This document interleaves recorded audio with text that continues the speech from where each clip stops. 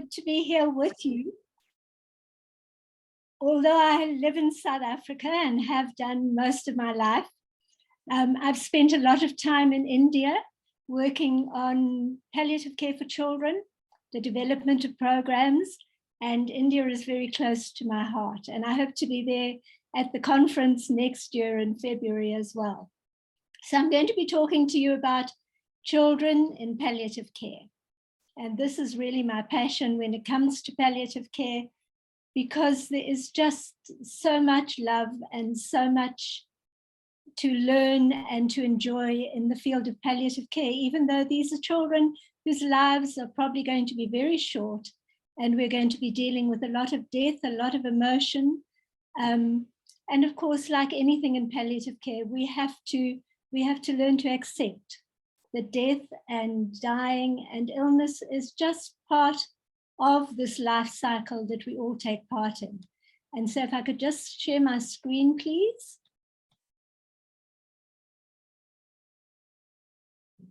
Let me just open up. There, can everybody see? Is that all right? And you can hear me all right? Right. Yes, ma'am. We can hear you and see the screen. Thank you. So you've been learning about palliative care, and the principles of palliative care remain the same. But the child who's anything from that tiny little newborn to the galumphing, uncomfortable teenager, even into early 20s and sometimes into the 30s, that is what makes the difference when we provide palliative care. And that makes the difference in the way we have to learn about palliative care and experience palliative care.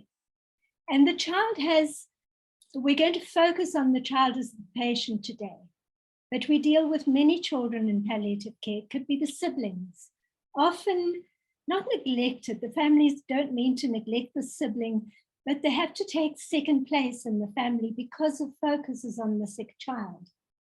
The child that in India and in Africa we see so often is the caregiver of the adult patient, and the child who is the child of a sick patient as well. So we're dealing with the child in many different scenarios, and that child can be anything from birth to, we normally say 18 to 21 in children's palliative care. We sometimes stretch it a little bit. And in some places like in the UK and America, they even have children of 30, 35 in their programs, which I think is really stretching the definition of a child a little bit. But we need to remember that that child is someone's son or daughter, grandson or granddaughter. It is a little individual who's growing and developing, and whose understanding, of course, changes as they grow and develop. And it's a child who's becoming an older child, becoming a teenager, becoming an adult. And we always see that child as particularly vulnerable, both because of their age and because of their condition as well. And of course, we see them within their environment, within their community, and there's a huge impact of where and how they live. So a child who's living in a comfortable household, which has access to adequate food and shelter, is going to react very differently to that child who lives in poverty. And the impact of poverty on children's palliative care is huge. And then, of course, because I look at children in humanitarian crises, war, civil unrest, sudden flash floods, things like that are going to impact on that child. And I always love this quote by Sister Frances Dominica, who's really seen as the founding pioneer of children's palliative care, who set up Helen House in 1982. And while she's in her 80s, she is still learning and teaching. And she said, "We are the pupils. The child and the family are the teachers. It is a masterclass." And we need to remember that every child that we come in contact with, every family, is a masterclass. And we need to be open to learning and taking that learning on to the next case as well. So today I'm just going to very briefly, because it's a huge field, I'm going to look at definitions, what makes it different to adult palliative care, the types of children that we're going to look at, how we provide aspects of holistic care. And again, this is a huge field. So I can just touch on certain elements. And then we'll look briefly as well at end of life care and those children experiencing loss. So what is pediatric palliative care, children's palliative care for children? These are all exactly the same. And the essence, just in palliative care, is the relief of serious health-related suffering and the improvement of quality of life. And our interventions in palliative care are in response to the suffering of the child and the family, rather than to the disease itself. And in many ways, the disease or the condition is the easiest to manage. It is the suffering that is the most difficult. And the suffering, the physical, the emotional, the spiritual, and the social suffering. So the World Health Organization has what I think is a really good definition of children's palliative care. And this has been there for 20 years. So for 20 years, there's been this recognition from WHO that palliative care for children is different, but it's also very similar. So it's the care of the body, mind, and spirit. It involves the family. It begins when illness is diagnosed, and it continues whether that child has treatment that is aiming at trying to cure the condition. We think of chemotherapy and of pharmacological treatments as well. And so palliative care for children can be given in a case where there's the potential of cure. And so it is multidisciplinary. It uses a team approach, and it can be provided wherever that child is. Most of it is going to be in the child's own home, in the clinics, in the hospitals, and in hospices or respite centers. But I still think that this is probably the best definition. And this is by Matty Stepanek, who was the fourth child in his family to have this rare neurodegenerative condition. His siblings all died, and he died just before he turned 13. But he was very wise. He wrote poetry from the age of 3. He actually published four books of poetry.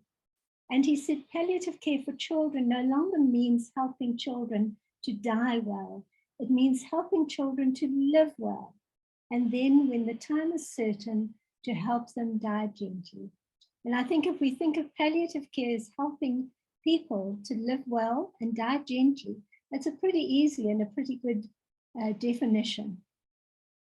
As I said to you, it's about from actually before birth, where that baby in the womb is diagnosed with a life-threatening condition or life-limiting condition.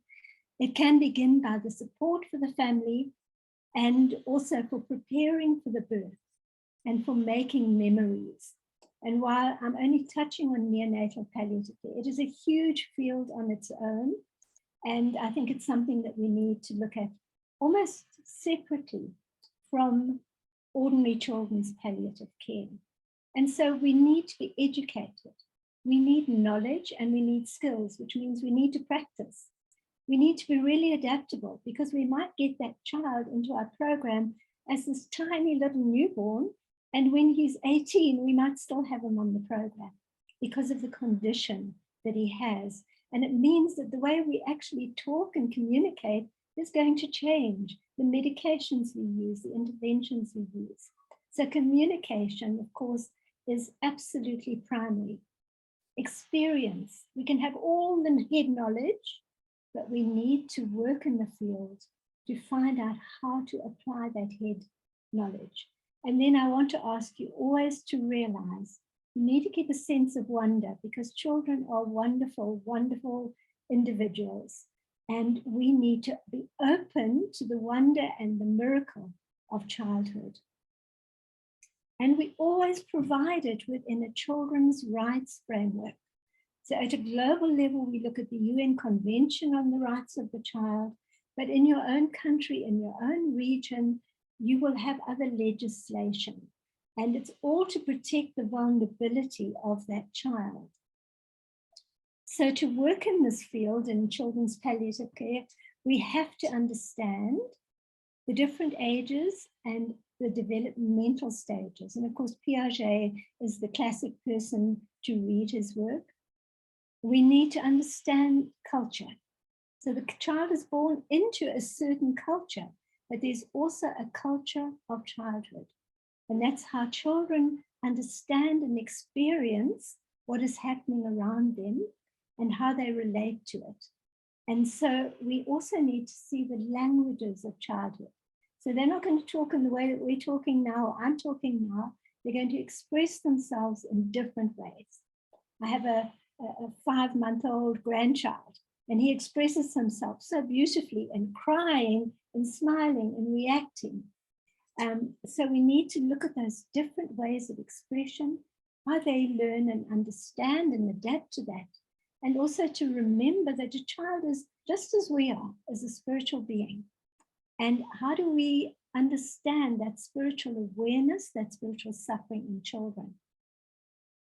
If we look across the world, the only real research we have is some that we did quite a few years ago when I was CEO of the ICPCN, which showed that globally, there are more than 21 million children who would benefit from palliative care. The WHO says 98% of them live in low and middle income countries, but the resources for the 2% are mostly in the wealthier countries, in the high income countries. So how do we adapt the learning from high income countries to low and middle income countries where India and Africa are standing? And only about 5% of the children who need it are receiving it. So we have a huge gap between need and what is being provided. And in humanitarian crises where resources are limited, those children have the same right to palliative care. So whether it's the floods in Kerala, whether it is a volcano that's erupting, whether it's in areas of ongoing conflict, like in Tigray, or whether it is in war, like in Ukraine, that child has the same right to palliative care. And if we look at the amount of children and the amount of humanitarian crises around the world, we recognize how the real challenges of getting palliative care there. And really relating to neonatal palliative care, what we see in a humanitarian crisis, whether it's a sudden flood, a sudden volcanic eruption, or whether it's in this horrific war in Ukraine that's just continuing, 50% of the mothers gave birth to premature infants or had complex birth. So neonatal palliative care is really important. So what makes children's palliative care? So when we provide it in any of these settings, home care, hospital, clinics, a children's home or orphanage, what makes it different to adult palliative care? Well, of course, that child's pathophysiology is changing. And so we have to adapt our treatment to that. They have unique diagnoses. Some of these diagnoses means they will not reach adulthood. And so we see many more conditions in children's palliative care than we do in adult palliative care. And then, of course, genetic conditions, which means more than one child may be affected. And how does that impact on the family and on pre-birth and then post-birth? The use of medications. We often use the same medications, but of course the dosages are going to change. The non-pharmacological interventions are so important when we're caring for a child. So when we're treating pain, we're going to be treating with medication, but also many non-pharmacological interventions, including, of course, play. The impact not only on the family, but on the community. A child's death impacts each one of us more than an older person's death. The impact on other children, their siblings, their friends, if they're already going to school, the children that they go to school with, and then of course on the child's development. And what it can do, it can impact on development in such that they are behind in their milestones in their development. But it also, for that child with a chronic condition, can make that child much more mature because they are living in a mainly adult world, in and out of hospital, dealing with conditions and words and treatments that their friends aren't dealing with. And so with these children, we often find a maturity and understanding that is well beyond their numerical years. For many of these children, as treatment improves, and depending on where they live in the world, sadly, the prognosis can differ. So whereas in South Africa, a child with a congenital heart condition will probably die very young, if they are in a country, in a region where they can get surgery very early on, they can be diagnosed very early on, the prognosis is going to be much better. And the same goes for something like cancer. The unpredictability, so how the disease changes as they grow and develop. I've said about the impact on families, and then communication. So when we work in this field, we need to know how to communicate with the families. We need to know how we're going to communicate with that little tiny baby, that child, that 10-year-old, that teenager, and how they grieve, how they experience loss differs as well as they grow and develop. So where we have lots of adult guidelines for children's palliative care, these are usually inappropriate for children. We rather write new guidelines than take adult guidelines and adapt them. The understanding as they develop, how they understand disease and death is complex, it changes, but also we as adults make it difficult because that child wants to talk about death. They want to talk about dying. They want to talk about what's happening to them. And many adults, including clinicians, absolutely shut off. And so the child learns not to talk about it to the people caring for them. And that's something that we have to work on ourselves. Then the reactions to their medications may be different. And here we have Joan, who has just become a teenager with Pompe's disease. And this is just a list of the side effects, the possible side effects of the medication that he takes, which is nearly as big as he is. So what are the most common conditions and where are most of these children? Well, in Africa and in Southeast Asia, where we are, HIV globally is still the leading cause of death. In premature births and birth trauma, congenital anomalies. So you can see again, so many of these things around that tiny baby, injuries and cancer, while you see a lot of it, and we see a lot of it as well, simply because these children are diagnosed too late for cure, is actually globally much lower than HIV. I've said that inequalities that exist in and between countries, with 98% of these children in low and middle income countries, and often there's fragile health systems, there's restless political situations, there's a lack of resources and discrimination as well. So these children, again, it depends on where they're born and where they live. But I think one rule that we always need to remember, and this is from Dr. Liz Molyneux, I actually have it up, I never forget it. And she set up a beautiful, beautiful children's palliative care program running from a hospital into the community, into all the clinics in Malawi, which is just about the poorest country in the world. She says, do things simply, and do them well. So if you're going to do palliative care for children, learn things that work for you and do them well, rather than trying to learn everything. Decide, this is what I can do, this is what I can do well. And so we have these different categories of conditions in children's palliative care, developed originally by ACT and now Together for Short Lives in the UK. And category 1 is those conditions where cure is possible, but usually it will fail. And we think of conditions like cancer and organ failure that could be reversible, but could then go on to irreversible, or that could be like renal failure. If they have access to dialysis, that child can go out of a palliative care program. We have those conditions where premature death is inevitable. They can, with good treatment, they can live into young adulthood, like cystic fibrosis, Duchenne's muscular dystrophy. And then we have those conditions where we know that really, while we can extend their lives for a few years, they are going to die from this condition.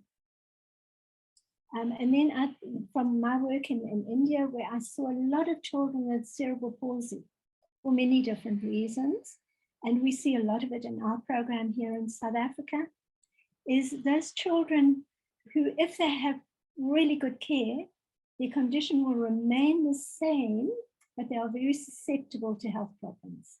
And especially if they're living in poverty, or the parents are struggling just to keep their heads above water, and often they have premature death. So cerebral palsy, multiple disabilities, spinal cord injury, trauma, they have a high risk of unpredictable illness and death.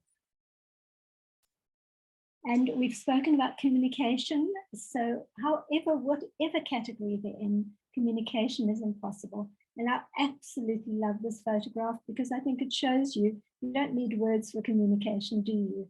This is Secha, who's actually our administrator in the Children's Hospice, but loves babies, so helps in the house, and this baby. And you can just see the love between us. So even if we don't have the words, we can have the facial expressions and the body language. So when we're communicating with children, just as Secha communicated with that baby, we need to acknowledge their humanity. Lucy, who's now older and who is probably the world's most effective advocate for palliative care with the World Health Organization, from a young teenager, she was being examined and treated and tested for a neurodegenerative, muscular neurodegenerative condition. She had wrong diagnoses, and eventually, after many years of in and out of hospitals, she was referred to a palliative care team. And she said what struck her was the first time people stopped looking at her as a combination of systems, not looking at her neurological system, her musculoskeletal system, her gastrointestinal system, her psychiatric system. They looked at her as Lucy. And the first thing that they asked her was, tell us about Lucy. And she said it was just suddenly a whole new world opened, because suddenly she wasn't all these columns of systems. She was a person. And I think that is what's so important. Do we ask, how are you? How are you as Lucy? What is the name of your dog? And bless her, little Molly, who's been with her for years, actually died 2 days ago. And we're all actually in mourning for Molly because we all got to know Molly. And remember, children are very open. They're going to ask a question and they want you to answer it honestly. So these are just from that beautiful book, Children's Letters to God. The one about the giraffe, I love giraffes. We have some who live just up the hill from us. Did you mean for it to look like that, or was it an accident? To this really profound one that I think we often ask as adults as well. Dear God, I love you because you give us what we need to live, but I wish you would tell me why you made it so we have to die. And I think that's a real existential question coming from an 8-year-old. And that's a question we have to be able to answer as adults. They have magical thinking it's something that they have done has caused something bad. So whether it's they have been naughty and that's why they have the illness, or mommy has got ill and died because they were naughty children, we need to remember that children have this magical thinking that what they do and what they say or what they even think can have this huge impact on themselves or on others. And of course, they express themselves more easily often in things like creativity. So children love art, whether it's splashing lots of colors around on a piece of paper or putting their handprints on paper, or whether it's actually drawing something. creating something out of clay, out of plasticine, out of paper, whether it's using music, music to listen to, music to move to, music to dance to. And one of the most profound experiences I have ever had was a 16-year-old with a brain tumor. She'd been this tiny, beautiful, slender, long-haired young girl. And she developed, well, she had this astrocytoma that was diagnosed when she was 10, and she died just after she turned 16. And we became very close. I was her hospice nurse. I used to visit her regularly. And she had become large because of the cortisone she was on. She'd lost her hair, but she was a teenager. She was a teenager inside. And we were sitting together, and this music came on. And she stood up, and she gave the most sensuous, beautiful expression in dance of her longings, her sexuality, the sexual needs. And we need to remember, when we're dealing with teenagers, when we're dealing with adolescents, that is an area we so often forget to address because they're our patient. They're our patient, and we don't think they've got those, or we don't want to think about it. So just as we try to avoid the spiritual, we also try to avoid the sexual. And I will never forget that dance that Susan did, because it keeps me in mind when I deal with adolescents, that they have sexual needs, and they have a need to express their sensuality as well. And then what we find greatly in the work that we are doing with our teenagers is poetry, the expressions of poetry, and how it can change from in the beginning being negative, but as they learn to express themselves, to becoming positive. Of course, art. They can draw how they're feeling. The first one's very easy to understand, and the second, isn't it? But never assume. Always say to them, why did you draw that? What is that you drew? Sometimes you can't work out what it is, so you need to ask.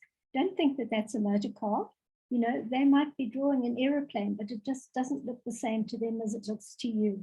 Always ask them, why did they draw that? Why did they use those colors? If they do a dark picture, don't assume it's because they're feeling depressed. It can be because that's the only crayons they've got left in their box. The other children have taken the other colors. Always ask, don't interpret. And this is a little girl who was drawing about her granny, who was still alive, but she realized nobody was talking to her about her granny dying, but her granny one day was going to lie in a grave, and she was going to go up to God. And of course, the importance of play. Play is how children express themselves, how they learn, how they communicate.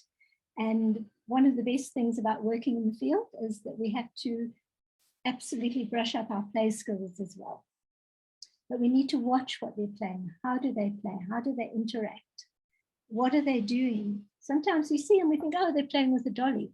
And you go a little bit closer, and this little dolly is being buried because they might be a bit afraid of what's going to happen to them when they're going to die. And just by gently asking them, we can get them to express. And so we need to remember, as Einstein said, play is the highest form of research for a child. These three children were all dying, but they were having fun, and they were playing together in the garden. Nature is so important. So what we need to do with our children in palliative care, remember, they're coming into this abnormal situation. Their body isn't doing what other children are doing. They're in and out of clinics, in and out of hospitals. They're taking medication where other children are taking sweeties. We have to find some way of normality, some form of normality to help them cope. And this to me is an amazing picture of this man being a clown just to entertain, to make children laugh, to make them feel like children again. And this is pretty much what a child experiencing all these things that we do to them in medicine will be experienced. These things, everything's breaking down around them. Everything's being destroyed. This is a new situation, a new environment. What can we do to help them cope? And that's why it's important with these children. They stay at school as far as possible. They stay in nursery as far as possible. They go and visit their granny. They go out into nature. They do things that normal children do. And we need to give them the opportunities, the space to ask questions. And often being out in nature helps them. And this was the time we were out, and we have a children's hospice that I started 24 years ago, Sunflower Children's Hospice. And most of our work is in the community, of course. We have a huge community program, but we also have a house for those children who, for many different reasons, cannot be cared for at home. And I was in the garden with these three little ones, and they were all 4 and 3-year-olds. And they came up to me and they said, "What does it mean to be dead, Sister Joan? What does it mean to be dead?" I think for a moment, how would you answer that question? And all of these 3 children have since died, sadly. But at this age, they wanted to know, what does it mean to be dead? So never, never refuse to answer them. You can say, "Why do you ask me that?" They might have found a dead frog in the garden, and that's why they want to know what it's about. They might have heard somebody talking about it. They might have known that one of the children in the house had died. So never assume that when they came to me, they were asking about a child who died. It could have been, as I say, about a dead frog, because we've had that before too. So why did you ask me that? That's a good question. Why did you ask me that? You can reflect it back and say, what do you think it means to be dead? What is the cause? What made you ask me that question now while you've been playing? What have people told you? And often I say to the children, when I know it's about really dead and what they're going to feel like when they're dead, is I always say, I don't know, because it hasn't happened to me yet. But this is what I think. This is what I think. And I found just by using those kind of questions, just kind of those kind of answers, that the children will be very open to asking more questions. And that's what we want. And then children have very short attention spans. So they'll ask you a few intense questions for a few minutes, and next minute they'll go off and play again. But we always say to them, we will remember you. And during the AIDS pandemic, when so many children were dying, one of the statements that came out over and over again is, "Who will remember me?" And so in the playground of our children's hospice, we have a wall of sunflowers. And when a child dies, their name goes into a sunflower. And sometimes the children will ask you in the garden, they'll ask you about the names. Who was Norman? What was he like? How old was he? Or they'll say to you, "Which is my flower? Where are you going to put me?" And I always say to them, "Is there a flower you'd like to be in?" And they can choose their own flower as well. So we're very open about talking about dying. Now, we talked about body, mind, and spirit. So one of the aspects that we have, and I'm not going into dosages and things like that, but we're going to talk about pain in children and how we approach it, remembering that it has all these different elements. So yes, the physical, which is basically the easiest one to handle. The psychological, the emotional, the social pain, that child who can't go to school, who can't play like his friends, who can't interact even with his siblings, the cultural, remembering the culture of childhood, and the spiritual pain and suffering. We know that we feel spiritual pain and suffering, but that 3-year-old feels it as well. How do we approach that pain? So we always need to use pain assessment tools. We need to do baseline, and we need to continue to use those tools. We need to assess the pain when the child is resting and when they're active. It's easy enough when they're resting, but we might get a totally different reading from when they're active.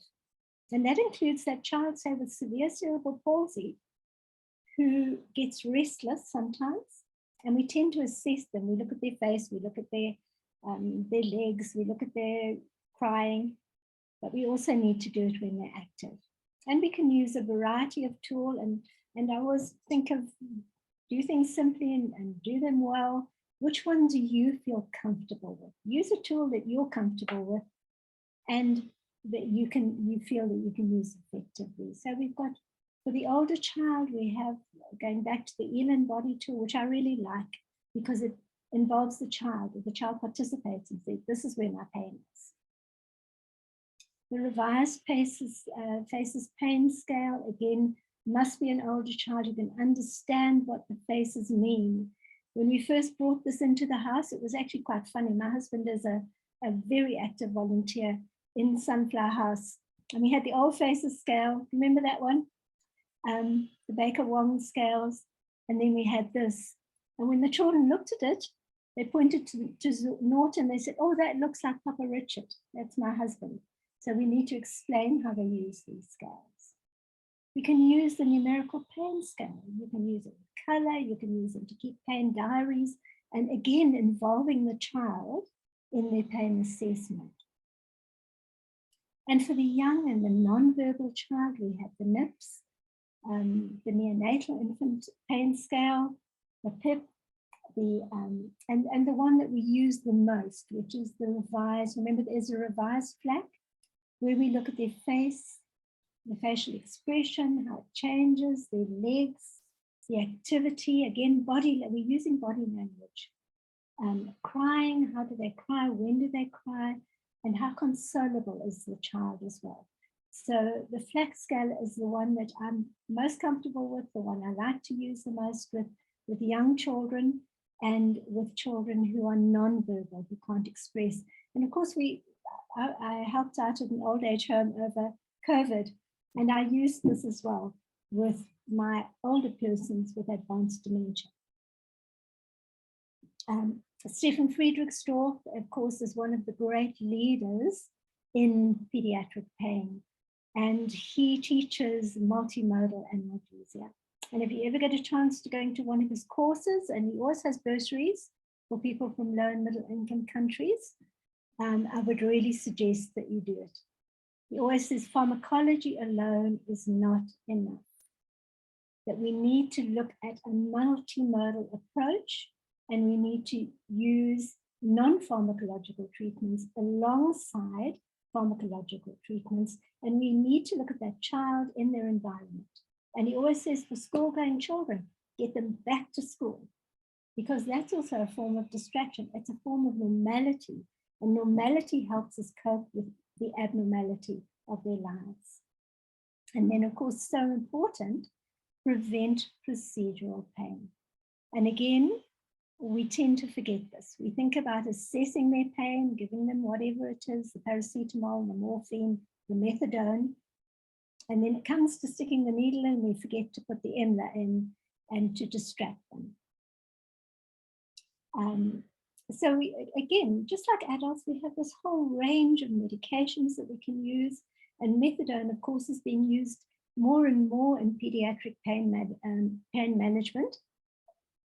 The adjuvant analgesia that we use, the gabapentin, the clonidine, the amitriptyline, the lidocaine, and we mustn't forget as well regional anesthetics that we use.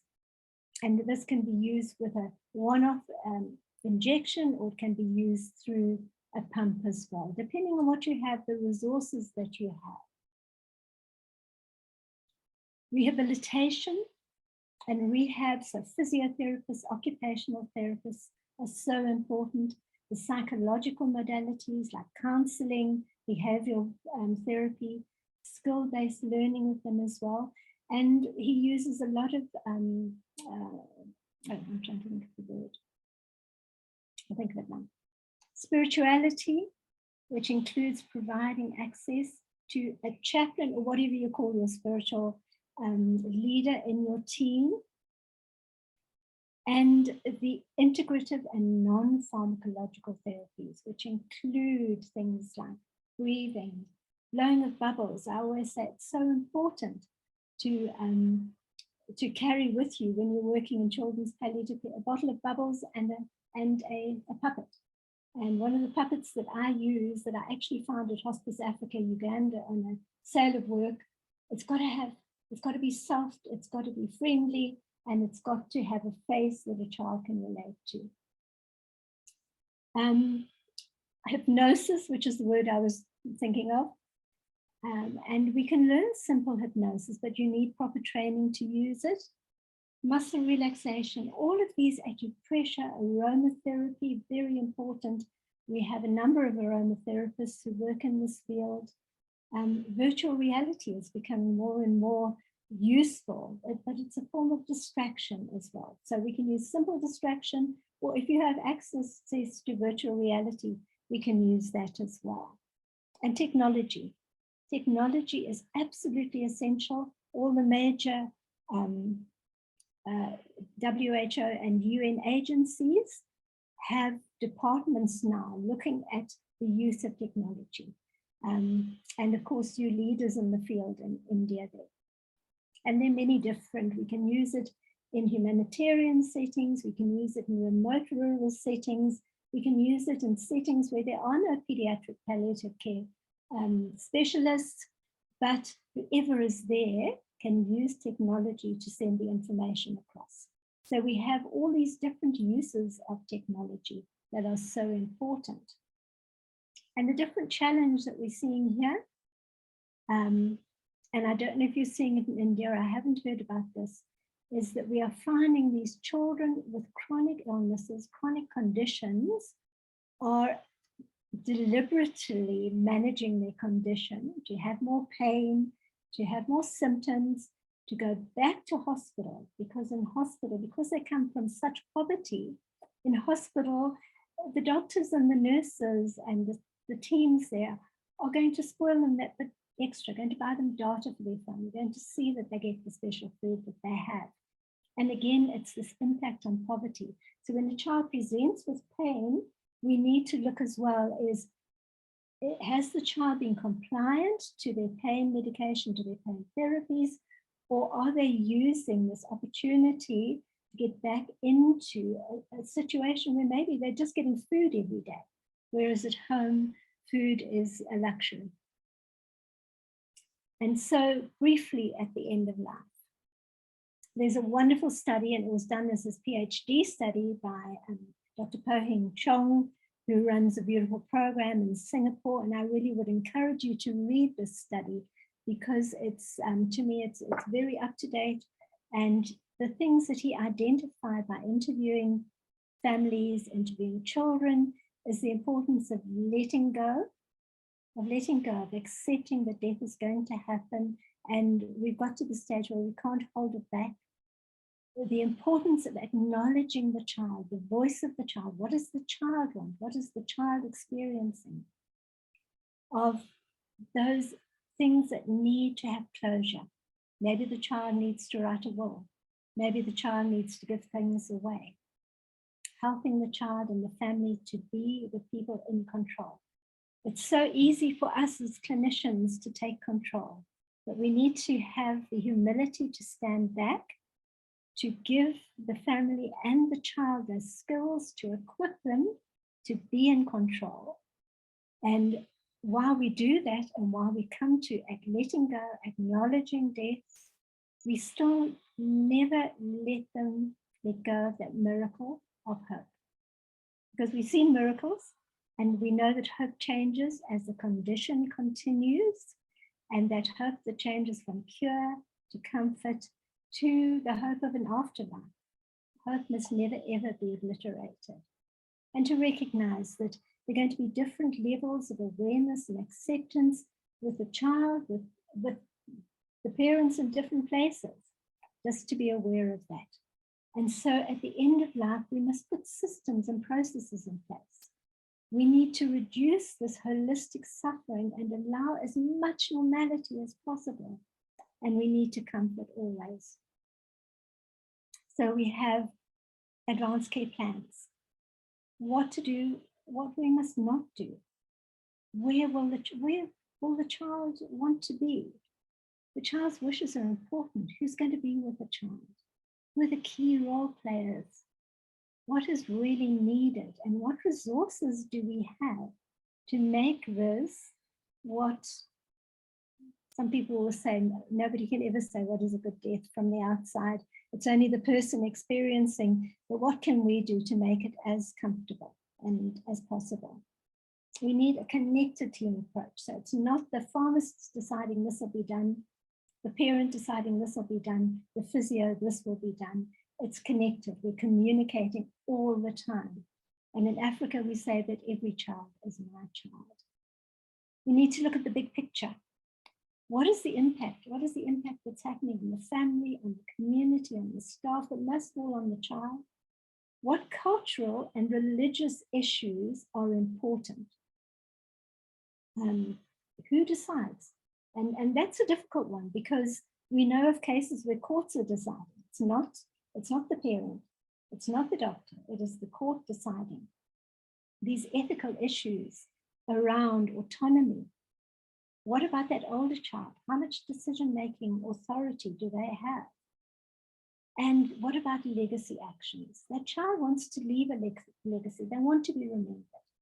Are they going to make a will? Are they going to give things away? Are they going to leave photographs? Are they going to leave letters and poetry?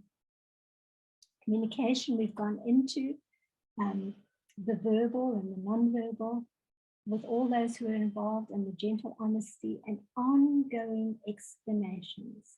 Don't think I've told them once. You might need to tell them 24 times, but just keep on and do it patiently and do it with gentle honesty. And then when it comes to the death, preparing the child, telling the child and the family what to expect. Are there religious rituals that need to be followed? And to allow those religious rituals. The faith leader involvement. We so often think, yes, I've got a minister, we're doing the spiritual care. It's not like that at all. They must be part of the team. What are the requirements around the death? And that might differ from country to country. To allow time after death and care after death. And I always say with great embarrassment, the very first little girl that I cared for, when the child died, I went off and I called the undertaker and off the child went. By the time it came to the second child, I realized how important it was to allow that family time. To take the child maybe home from hospital, to bath the child, to put the child in the cot with their toys. And that we need to remember. We mustn't rush the time after death with these children. That family needs time. And bereavement support, bereavement for the children, the bereavement for the family must be ongoing. And this I think is such a powerful thing. It came out of Ukraine where there's so much death and suffering. And this is a child who said, I have died 2 dogs, my grandmother, and the beautiful city of Mariupol. And just in that, in his pictures, he told you he's lost his pets, he's lost his grandmother, and he's lost that city where he felt safe, where he grew up. So these multiple losses we need to acknowledge. And remember, children need to be accompanied. We can't leave that child alone to face the overwhelming impact of loss. The child might not know how to express it, but we need to be alongside. And it could be just at a little distance. Just that child needs to know there is a safe and loving adult in their environment. And then looking at spirituality, not looking at it as religion. Of course, religion is often the way that we express much of our spirituality. So I'm not excluding religion, but looking at spiritual assessment and care, it's about meaning and purpose. What is the meaning of life, which is the big question? What does it mean to die? Well, what is the meaning of life for a little child, when they get up in the morning? Their meaning is, hey, I want to play, I want my breakfast, I want to go out, I want to see my friends. This feeling of connectedness to themselves, to others, to their family, to nature, to something greater than they are. And of course, within spirituality, there's transcendence and there's mystery. But it all is based on hope. So all of these things are hope. And often in spiritual care, it's letting that family hope that through all of these, there's hope for a restful death. There's hope perhaps for something after death as well. There's a hope for reconnection at some stage in the future. And this is a beautiful, easy, straightforward definition of spirituality that we can all use to plan our spiritual assessment. Sorry, I seem to have lost. Oh, there we go. I don't know what happened there. Spirituality is dynamic. It's intrinsic to all of us. It's the way that we seek meaning, purpose, transcendence, that we experience relationships with self, with family, with others, with community, society, nature, and the significant or sacred. And we express it through beliefs and values and traditions and practices. So it's included in all of the definitions of palliative care. So it is integral to palliative care. We can't leave it out. If we leave it out, we're not providing proper palliative care. And then the ethical decisions that I've already touched on. Who decides? Who's autonomous? How do you involve older children? What is in, and at the end of the day, it's what's in the child's best interest. And it's always sad when a case has got to go to a court, for the court to decide what must be done. And of course, we deal in ethical decision making with differences in opinion and what is best. The one parent thinks this is best, the other parent thinks something else is best, the doctors think this is something totally different is best. How do you bring those all together to decide what is best for the child? Remember, always the best interest of the child. And we have free resources. Palliative Care for Children textbook is not free, unfortunately. It's a very expensive textbook. But we do have the ICPC and e-learning courses. We do have the integrating palliative care and symptom relief into pediatrics, which is available on the WHO website. And we have a brand new palliative care journal, Palliaped, which is an online journal, and it's something that you can read online and you can actually contribute to as well. So in our hearts, we know that palliative care for children is in the child's best interest. So we need to advocate. We need to advocate within our programs, within our communities, with our politicians, with our hospitals. We need to make sure that we have the medications and we have them in pediatric formulations. Because if we have to take a tablet, big tablet, and break it up, we're not going to be able to give the child the accurate the accurate dosage. We can take part. Tomorrow is Hats On for CPC.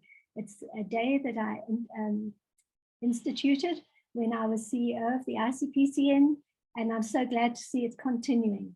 We just have to say, wear a hat tomorrow on Friday. Well, no, it's not Wednesday today, sorry. In 2 days' time, you can start wearing tomorrow to increase the awareness. But all you've got to do is wear a hat. Wear a hat, take a photograph, take a selfie, post it on Facebook, hashtag ICPCN and Hats On for CPC. And in this way, all these little things that we do will add up and make sure that the 21 million children who need palliative care receive it. Because what we really want to do with these children is provide the quiet miracle of a normal life. And that comes from the former CEO of UNICEF. And so thank you for listening to me. And I'm very happy to try and answer any questions that you may have.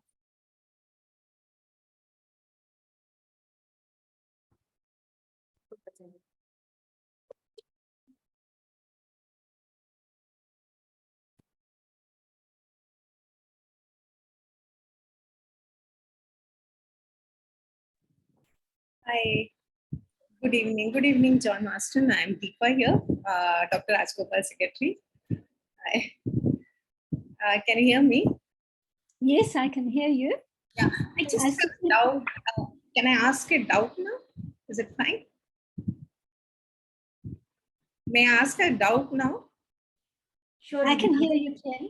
Yeah, I just want to know, like, you spoke about spirituality. Can you just elaborate a little bit? Because I saw the word hope over there. Hope is something like, yeah. I feel like, what hope can you give it to a family which is like, suffering?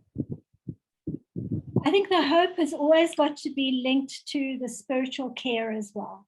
So in the beginning, when that child has the hope of either being cured or whose life can be prolonged, so that is going to be where you'll focus your hope on doing all your interventions to allow that child to live as long as possible. When it becomes clear that nothing is going to cure this child and that nothing is going to actually extend their life, the hope is around how do we help this child to live the best life possible? And that is looking at the child holistically and saying, we always remember this is a child. What does the child want? What makes them happy? Often it's just being with their family, being able to play, being able to express themselves, having their symptoms controlled as well as possible, not having to go in and out of hospital too much. So those hopes, that I know the hope for the parents is always that their child will be cured. And when we can't do that, when a family speaks to me and say, when I say to them, what are you hoping for now? And they say, I hope my child will get better. I always say, that's my hope too. But while we're looking at the present situation and we see where it seems to be progressing, what other hopes could we have? And often is it, I don't want him to suffer.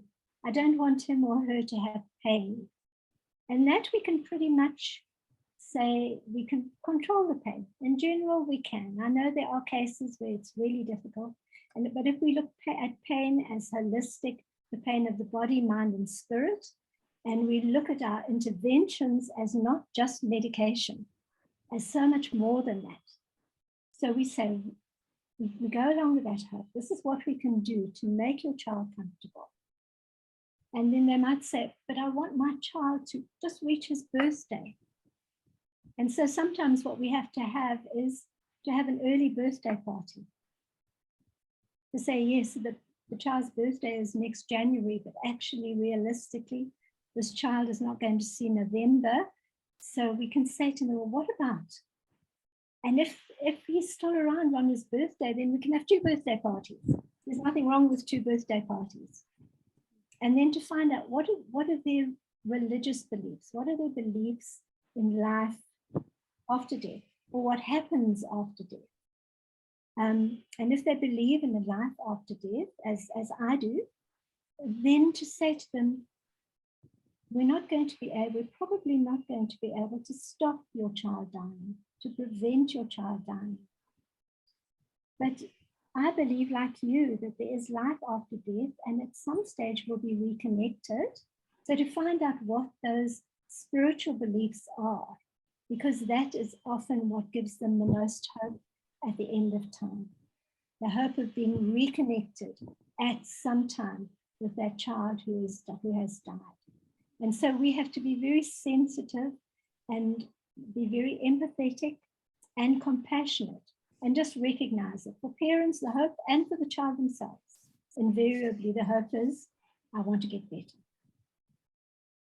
Yes. Thanks a lot.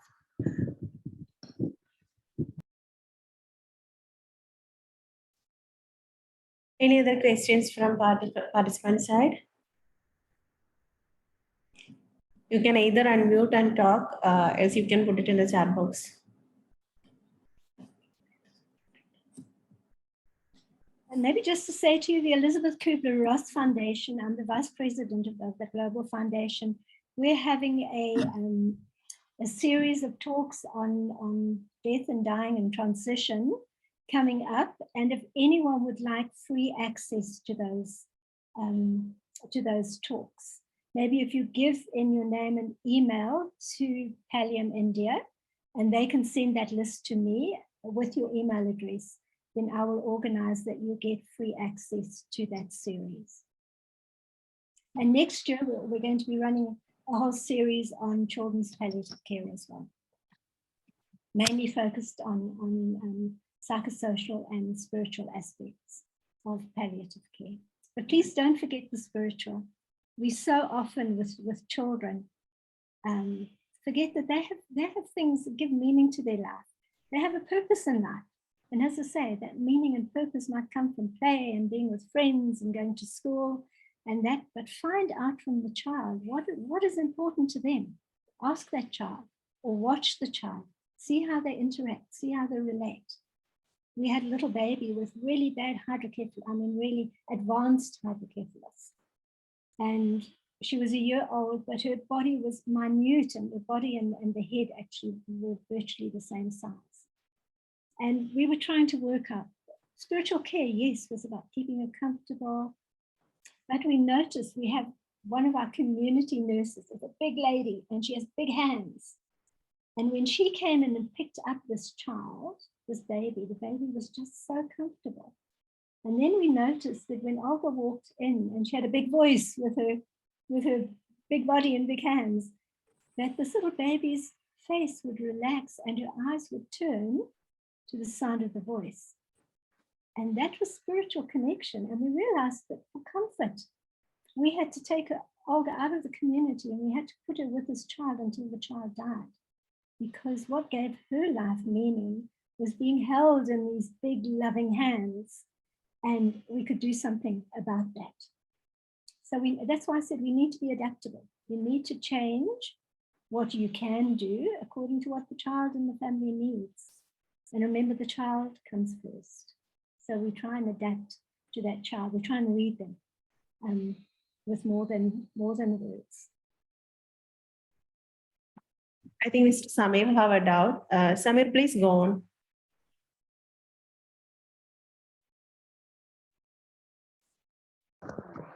Hi, Joanne.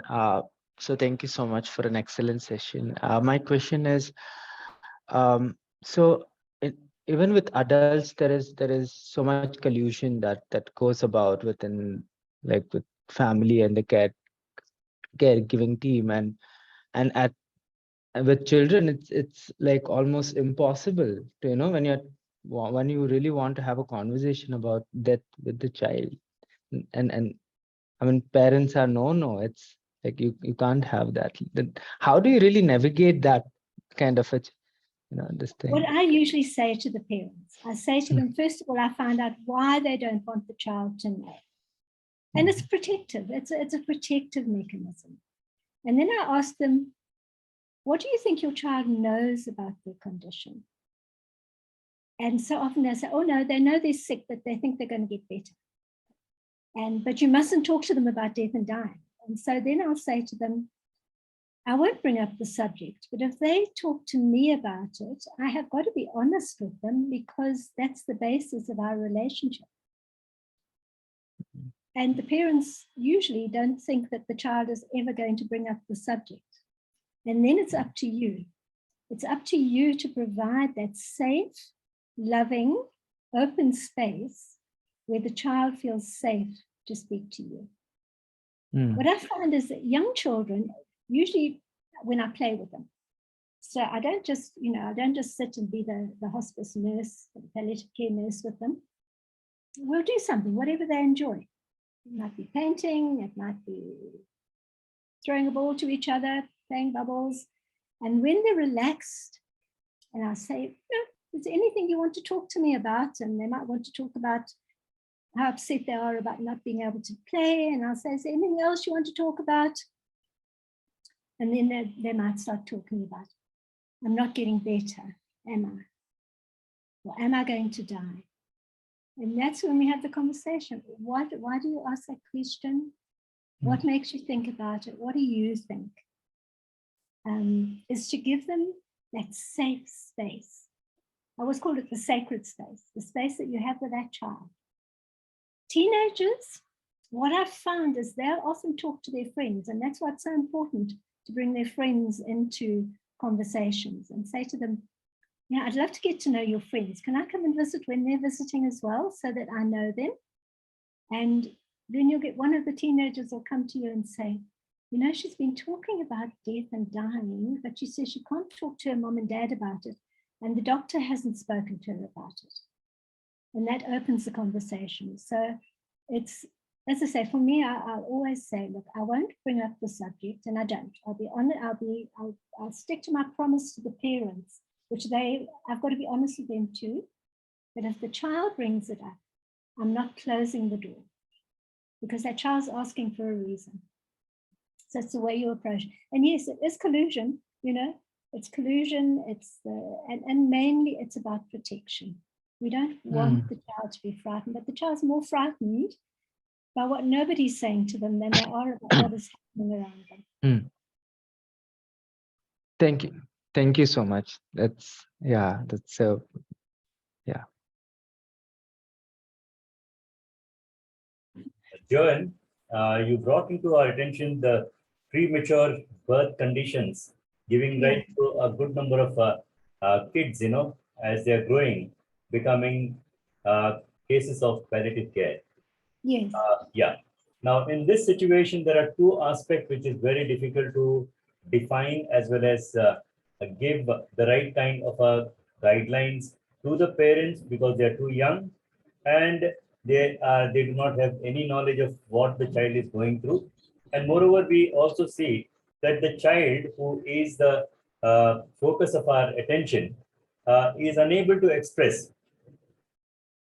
So in this situation, how would you want the people who surround them to interact with them? Does that include the parents? Because even very young parents can understand what is happening.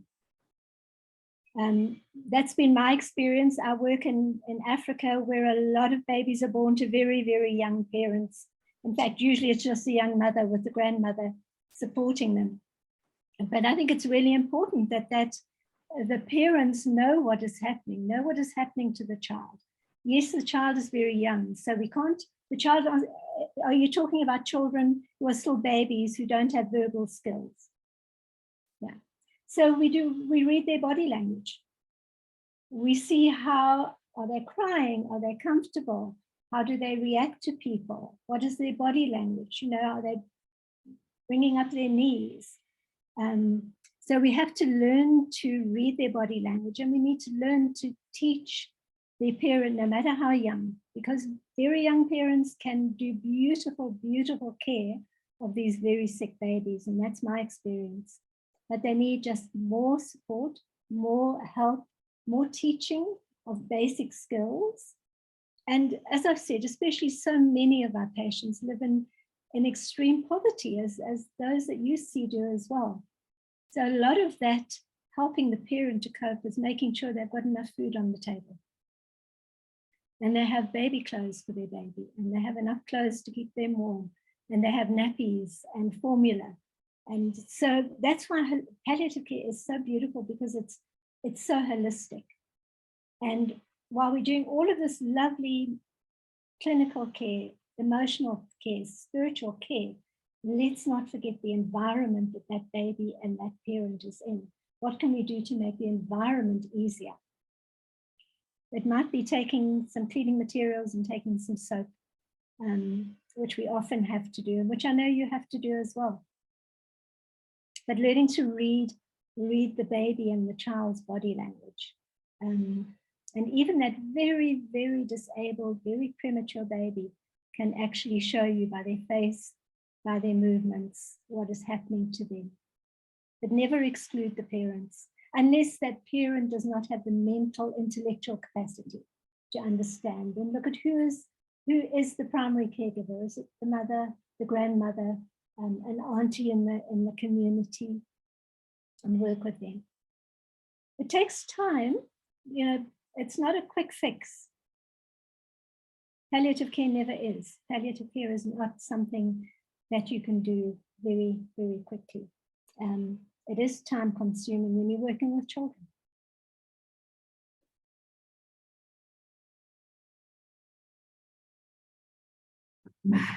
I think we can move to the case presentation. We do have a case presentation by Dr. Abhishek today. Dr. Abhishek.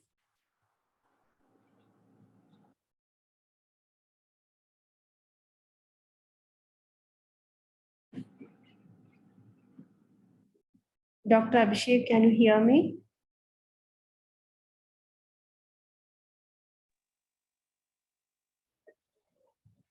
Yes, I can hear you, but actually I told you this is a very, I'm in a very, this place to, you can just show it on the screen.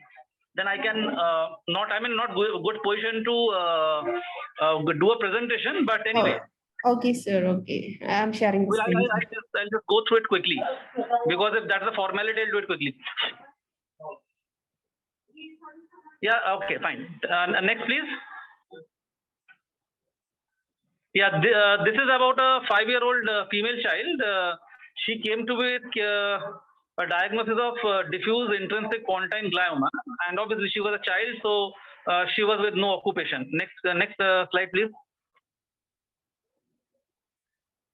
Yeah, she was diagnosed with the DIPG, that is diffuse intrinsic pontine glioma, based on radiological imaging with MRI. What happened that the child started with symptoms 4 weeks before seeking medical attention. She was caused symptoms like dysfunction of pontine structures, like including long tracts and cranial nerve nuclei. Her first sign was diplopia. Diplopia was the first sign, secondary to abducens nerve palsy, which goes through the pons. Damage to the facial, damage to the facial numbness produced facial weakness or paralysis, and there was damage to long tracts, which produced weakness and hyperreflexia. And she also had cerebellopontine dysfunction, which caused her gait ataxia, dysmetria, and dysarthria. She had difficulty in speech. Child was bedbound, and she came with me first time with her patient. And she came with a breathing difficulty. Eventually, elective tracheostomy was done. More or less, it was a not emergency, but elective tracheostomy was done. And I advised her radiation with IMRT, with a VMAT.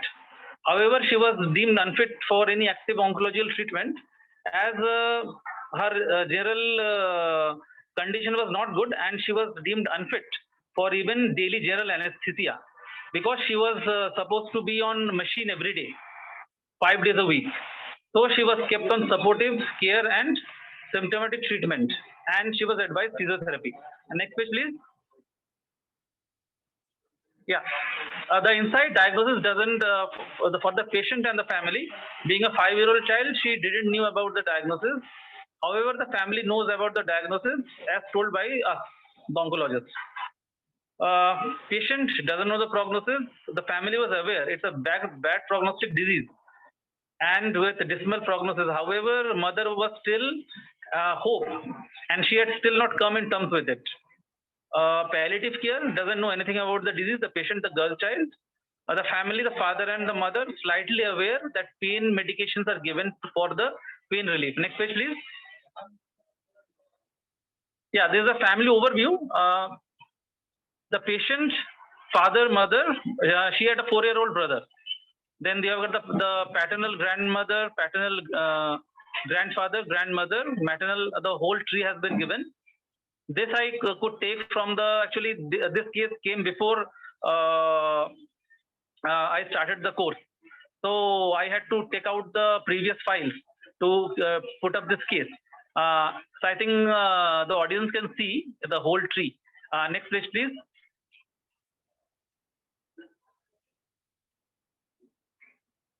The patient, the PA, she was diagnosed with fetal brain tumor, that is the diffuse intrinsic pontine glioma, which had made her debilitated and bedridden.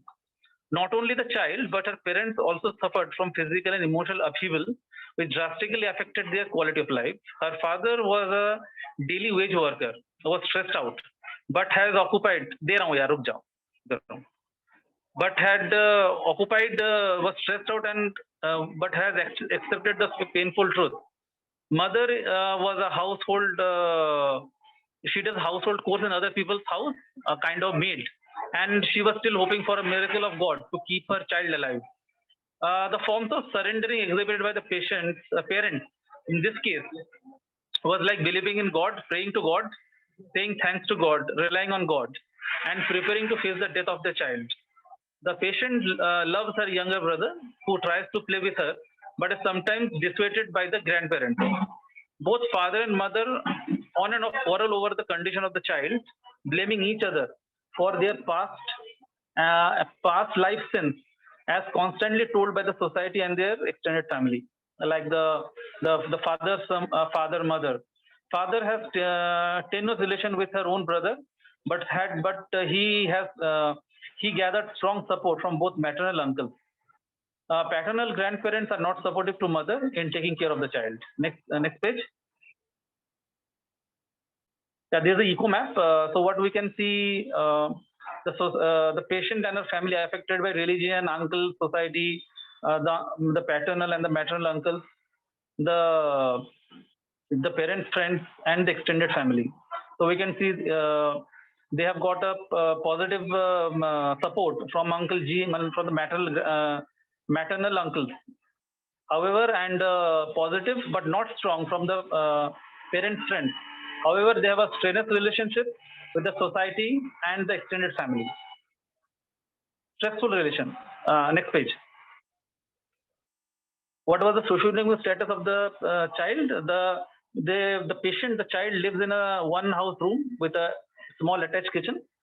The bathroom is common for all was common, and for the other also the society is living is a chawl. And this is a place called Satara in Maharashtra. Society consists daily wage workers. The society consists of daily wage workers. Father is a daily wage worker working in a brick kiln. Mother does household chores in other people's house. The paternal and maternal uncles also do petty laborer's job and hardly contribute much to the family. They are married and live separately nearby. The grandparents are old and are totally dependent on the meager earnings of both the parents.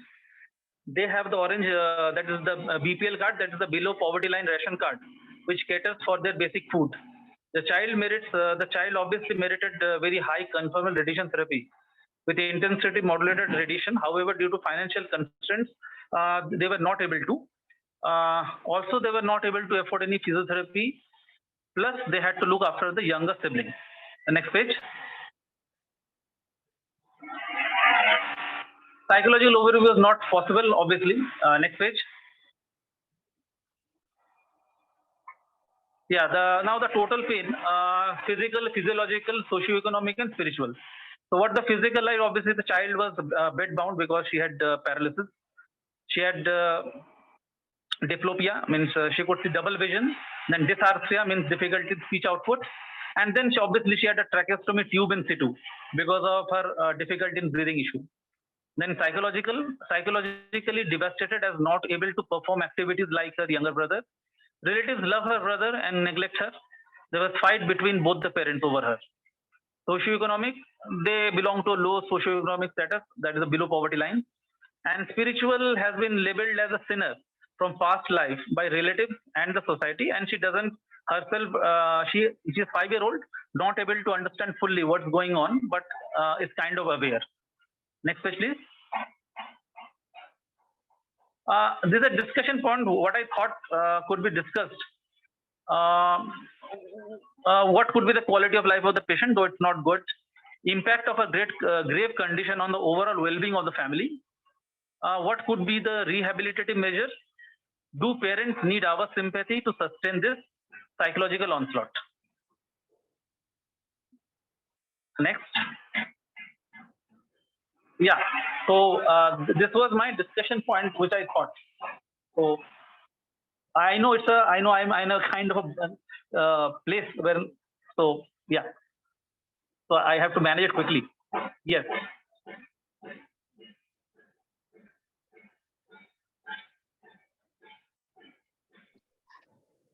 Is it done? Thank you, Dr. Abhishek, for your presentation. Thank you so much. I'm really sorry. I'm not in hospital today.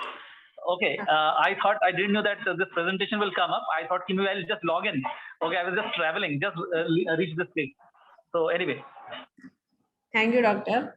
And it's the turn of the participants to interact.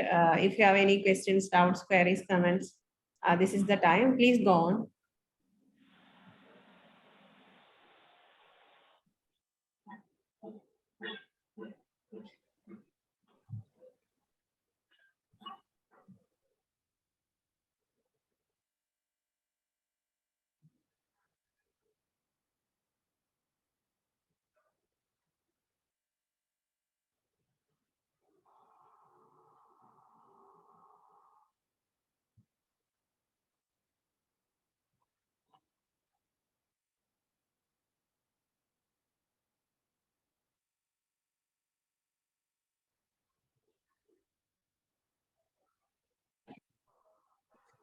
Ms. Joan, do you have any input on this?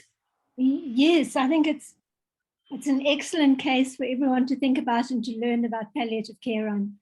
And I think, first of all, communication. There's a tremendous amount of counseling and communication needed with this family to explain about how the condition develops, and it's not caused by previous sins or anything that they have done wrong. This is part of the human condition. So to explain really well to the family about that. That obviously that the first thing you do is you get the child comfortable. And if the child is still, you say she can't talk, but can she show her emotions? You say she liked playing with her brother. So you'd even have to explain to the brother how important it is just to do little things with his sister, even if it's just sitting with her and blowing bubbles, or playing with a ball with her hands, or playing with a puppet or a doll or something like that. That child can still get the feeling, a soft toy, something like that, to help that child to feel as normal as possible, to have that brother there as well. But I think here is a tremendous amount of counseling needed for this family to help them to come to an understanding of what is happening with the child, and to get away. I often think if we can deal with the spiritual suffering, then the emotional suffering is better. And also to help that mother that, yes, we understand, and our hope is that the child's going to get better. But let's look at the situation as it is now. What can we do to help you now to care for this child?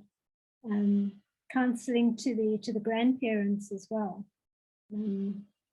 As I don't want to interfere too much, but because I think it's important that the rest of you that you interact. But just those are my immediate thoughts, and I think it's really a classic case of palliative care interventions needed on every level, body, mind, and spirit.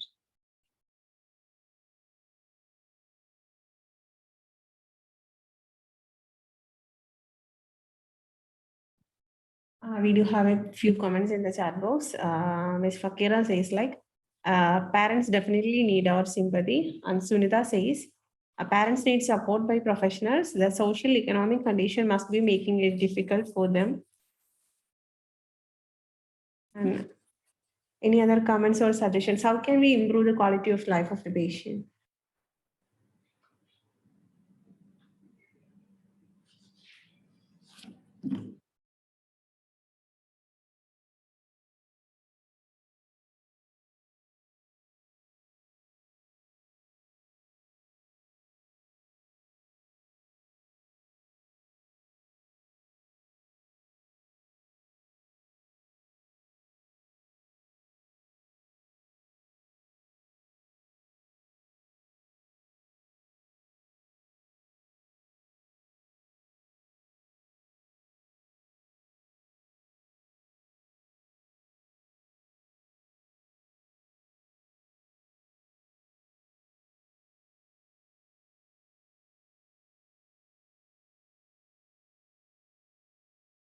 Yeah, I've just put in the chat that I think it's important to talk to the child, play music. And I see that Sunita, you've also put the play therapy, how important it is. Can the child even draw with a little, or even just make a handprint? Put paint on her hand and let her make a couple of handprints. That'll be beautiful for the family afterwards to keep as well. Read stories to her. Do the things you would with a child who wasn't sick. You can't go and play physical things, but you can give her toys. You can read stories. You can play music. You can sing to her.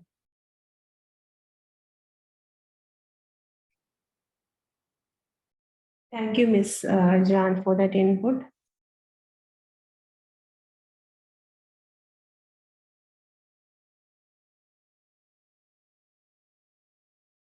There is a comment from Mr. George Jonah saying, if the child is in the hospital setting, there is a lot of limitation for the palliative principles to be implemented.